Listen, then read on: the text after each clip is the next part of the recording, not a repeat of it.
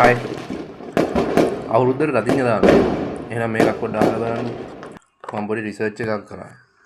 ඇත්තටම අපි දන්නවා මේ සමහරු පුරවල් වෙන්න හදනවානේ ඔය.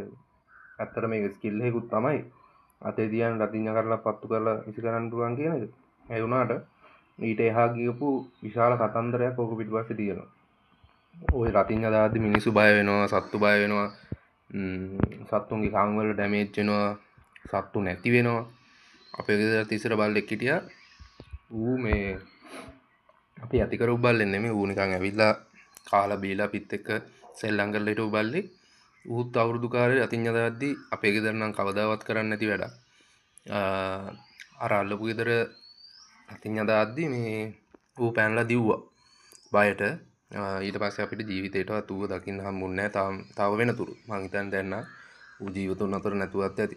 එතකොට මේක ගැන කතා කරද්දි මේකේ මම වෙබ්සයිට් එකක් රිෆර් කරනවා animalethics.organization කියලා. මෙන්න මේකෙන් තමයි මම මේ කරුණු ටික ගන්නෙ. රතිඤ්ඤා කරලක සාමාන්‍යයෙන් ඩෙසිබල්ස් 190ක් විතර තියෙනවා. ඩෙසිබල්ස් කියන්නේ අපි සවුන්ඩ් එක මෙෂර් කරන්න ගන්න යුනිට් එකක්. එතකොට ඩෙසිබල්ස් 190ක් විතර තියෙනවා රතිඤ්ඤා කරලක. එතකොට ඔයගොල්ලන්ට මෙහෙම කිව්වට තේරෙන්නේ නැති වෙයි සමහර විට. මම මෙහෙම කියන්නම්. ජෙට් එන්ජින් එකක ජෙට් ප්ලේන් එකක ස්ටාර්ට් කරලා තියෙන එක ඩෙසිබල්ස් 100ක් තමයි තියෙන්නේ. ඒ කියන්නේ රතිඤ්ඤා කරලා ඊට වැඩිය ශබ්දයෙන් වැඩි. එතකොට ගන් ෂොට් එකක් තියෙන ඩෙසිබල්ස් 140යි. එතකොට රතිඤ්ඤා කරලක හිතලා බලන්න කොච්චර ඩෙසිබල්ස් ඒ කියන්නේ සවුන්ඩ් එක කොච්චර තීව්‍රතාවයක් තියෙනවද කියලා. එතකොට මේ ඕක අපිට දැනෙන්නේ නැත්තේ අර තප්පරෙන් ඒක පුපුරලා ඉවර වෙනවනේ. අන්න ඒක නිසා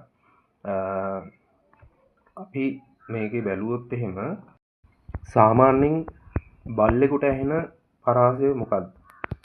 මේකේ සඳහන් වෙනවා hearing range එක 67 Hz to 65000 Hz. ඒ කියන්නේ 65k වගේ. 65 kHz 67 Hz to 65 kHz බල්ලෙක්ට ඇහෙනවා. එතකොට ඕක එක එක බලු වර්ගෙ ඉන්නවා. ඔය ලැබ් වලට ඕවා නම් මන අන්න එහෙම වෙනස් වෙනවා ඇති ජාන අනුව. නමුත් මේකේ පොදු රේන්ජ් එකක් දීලා දෙනවා සාමාන්‍යයෙන් 67 Hz to 65000 Hz අතර බල්ලෙක්ට ඇහෙනවා කියලා. එතකොට උන්ගේ ප්‍රේන් ත්‍රෙෂෝල්ඩ් එක දීලා තියෙනවා 75යි 80යි අතර. එතකොට මිනිස්සෙක්ගේ මේ වෙබ්සයිට් එකේ සඳහන් වෙන විදිහට 75යි 80යි අතර